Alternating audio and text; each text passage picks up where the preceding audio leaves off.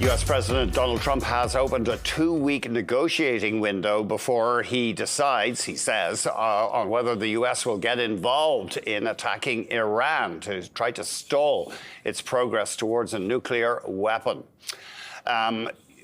Let's see what will Iran agree to here. We're joined by Sina Azodi, assistant professor of Middle East politics at the Elliott School of International Affairs at George Washington University. Thank you very much indeed for joining us. Thank you. Good to be with you. What do you think Tehran's game plan is now? What strategy are they adopting?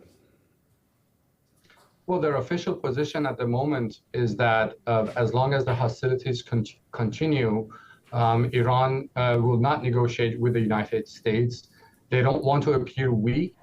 They have continued. They just had a meeting in Geneva with the European countries, the E3, the Germans, Great Britain, and France.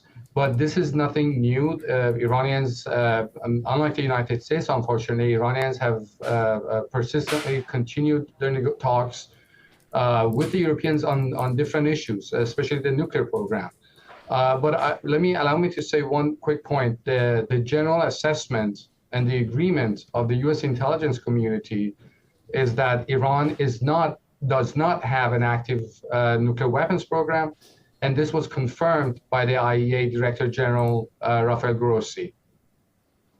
Right. I mean, the Mossad, the Israeli Secret Service, says Iran is 15 days away from a bomb. But of course, that's for public consumption. A spy agency, you always have to disbelieve anything they say. But so is Iran actually trying to build a nuclear weapon?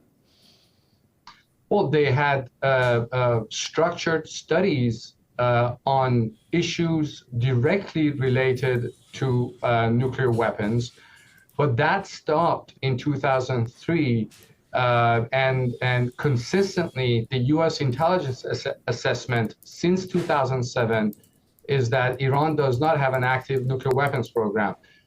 President Trump's own Director of National Intelligence, Tulsi Gabbard, just testified almost a month ago that they don't have an active nuclear weapons program.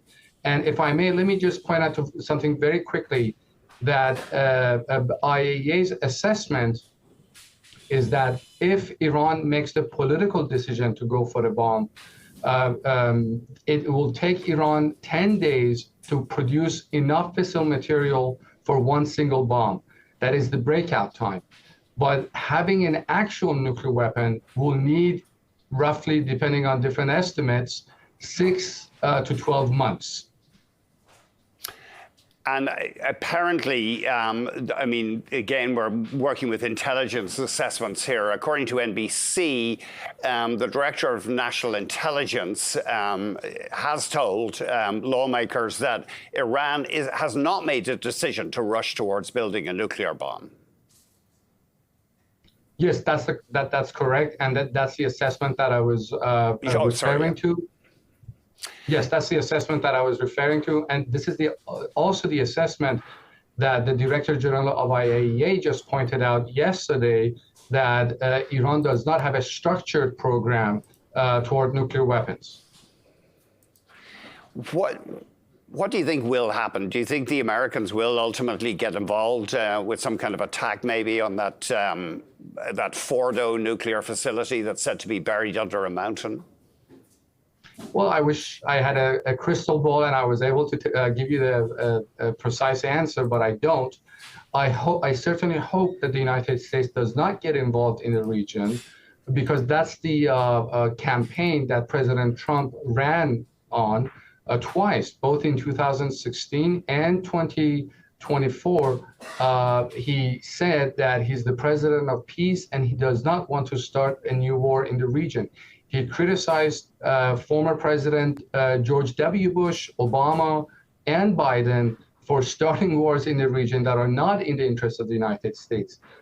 His base of support, the MAGA Republicans, are also opposed to war. But it seems that the Israelis are trying to drag the United States and President Trump into a war. Their former defense minister just, I think 2 days ago or 3 days ago, pointed out on TV that it is the obligation of the United States to get involved. And sitting in Washington, I don't believe that this is in the interest of the United States, because it could spark a regional conflict and again drag the United States into a conflict which is not a priority, a strategic priority for Washington. I mean, just to take the opposite side, we know Iran is or has been enriching uranium. You could understand the concern on the part of Israel. Absolutely. I mean, if I'm sitting in Israel, uranium enrichment capacity could theoretically put any country on a path toward a bomb. What I mean is that a country that can enrich uranium no longer has the issue of technical capacity, but it brings the issue of the intent of having nuclear weapons. But the issue is, there are two issues. One, from a legal standpoint, attacking nuclear facilities is a violation of the additional protocol of the Geneva Convention. And everybody knows this. And second, when you attack these facilities, you cannot destroy, you can bomb the facility, but you cannot bomb the knowledge out of the Iranians. Mm-hmm. And then when they reconstitute the program, they will have every intent to actually dash for a bomb, so the Israelis cannot threaten them. We must also keep in mind that Israel is the only country in the Middle East that has 90 nuclear warheads, although they've never declared it.